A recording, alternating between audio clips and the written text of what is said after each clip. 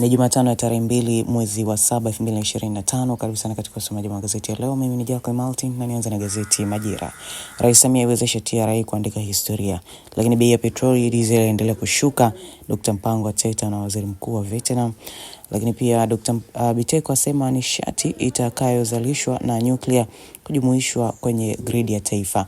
Habari zinazopata katika gazeti hili la Majira katika ukurasa wa 4, wa 3 na wa 7. Katika gazeti Uhuru, kasi uchukuaji fomu CCM ya kosha wa Kongo. Lakini Tanzania Vietnam zina ushirikiano, hanuneno kutoka kwa Dr. Mpango.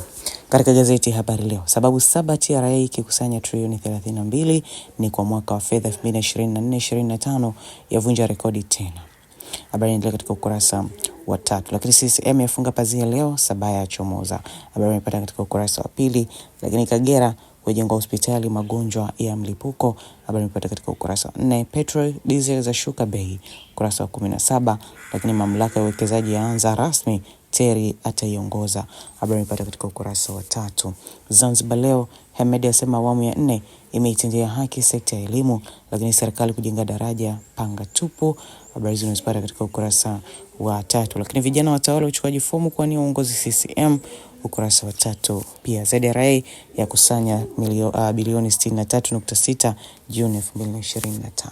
Na sasa naimea katika ukurasa za michezo na burudani. Katika gazeti Majira, Yanga yaahidi makubwa ligi ya mabingwa Afrika, lakini nyota Twiga Stars yaikosa WAFCON. Habari unapata katika ukurasa wa 24. Katika gazeti Uhuru, Rais Yanga vunja ukimya, lakini Twiga Stars mguu sawa WAFCON, na Haji Manara achukua fomu kwa nia udiwani Kariakoo.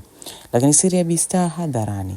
Jipate nakala yako hii ya Uhuru kwa habari zaidi. Katika gazeti Habari Leo, Yanga kamili kujenga uwanja, lakini Masaka asikitika kuikosa WAFCON.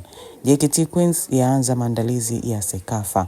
Jipate nakala yako hii ya Habari Leo kwa habari kamili.